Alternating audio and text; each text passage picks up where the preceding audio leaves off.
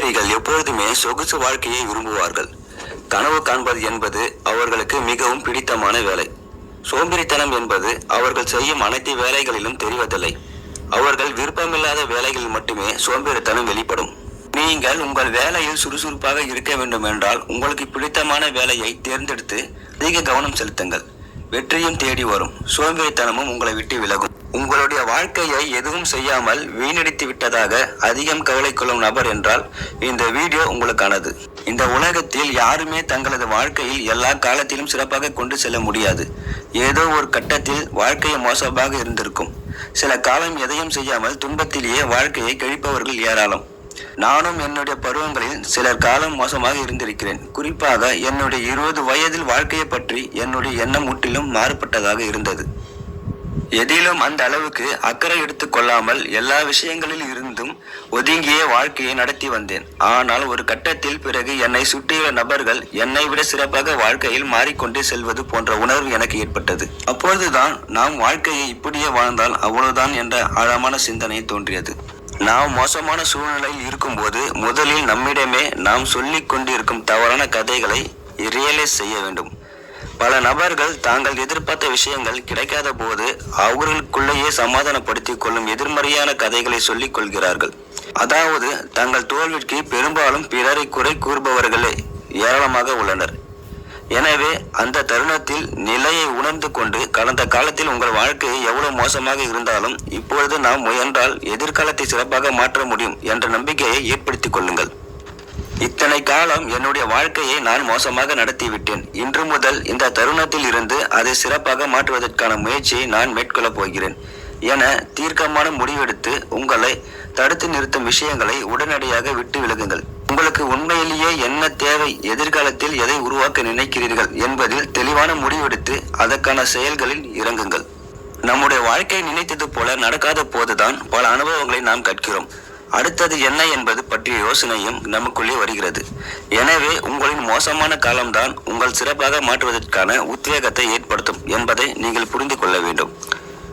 உங்களை தடுத்து நிறுத்தும் எல்லா விஷயங்களையும் இன்றே நிறுத்திவிட்டு எதை பற்றியும் அதிகம் சிந்திக்காமல் உங்களை சிறப்பாக மாற்றும் விஷயங்களில் கவனம் செலுத்தினால் நிச்சயம் உங்களுக்கான இடத்தை நீங்கள் அடையலாம்.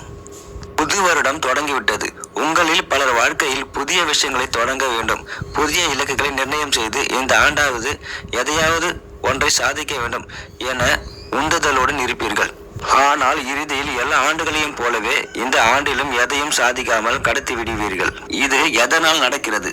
நாம் நிர்ணயம் செய்யும் இலக்குகளை ஏன் நம்மால் செய்து முடிக்க முடியவில்லை என எப்போதாவது யோசித்ததுண்டா? இதற்கு காரணம் நம்மையும் அறியாமல் சில விஷயங்களை நாம் வாழ்க்கையை கெடுத்து கொண்டிருக்கிறது. இது பற்றிய புரிதல் நம்மில் பெரும்பாலானோருக்கு இருப்பதில்லை.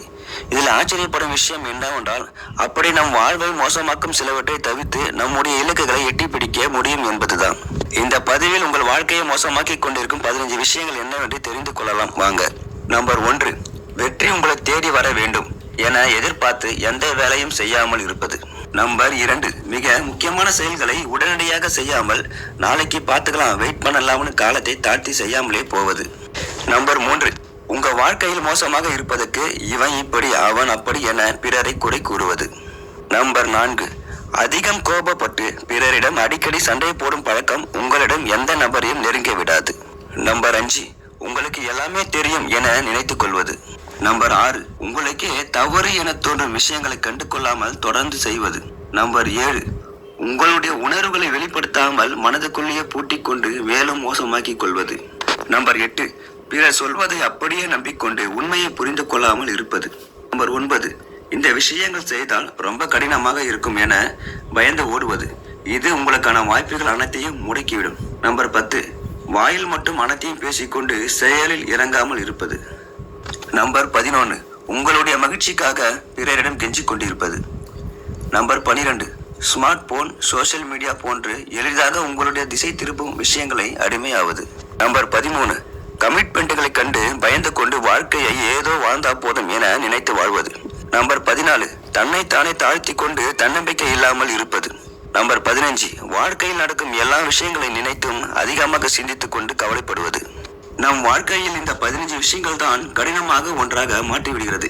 எனவே இதை இப்போது புரிந்து கொண்டு அதிலிருந்து மீண்டு வாழ்க்கையை உங்களுக்காக ஏற்றமாறு மாற்றி முயற்சி செய்யுங்கள். நாம் வாழ்க்கையில் வெற்றி பெற வெற்றியாளர்களின் 25 வெற்றி ரகசியங்களை இந்த வீடியோல பார்க்கலாம் வாங்க. நாம் வாழ்வில் செய்யும் மிக பெரும் தவறு நடந்துவிடும் என்று அஞ்சுவதுதான். உழைப்பதற்கு அஞ்சாதவர்களே எதிர்காலத்தில் வலிமை மிக்க மனிதர்களாக திகழ்கிறார்கள். 4 விரல்களில் தியாகத்தில் தான் ஒரு விரல் உயர்ந்து நிற்கிறது. நம்பிக்கையோடு உன் முதல் அடியை எடுத்து வை. முழு படிக்கட்டையும் நீ பார்க்க வேண்டிய அவசியமில்லை.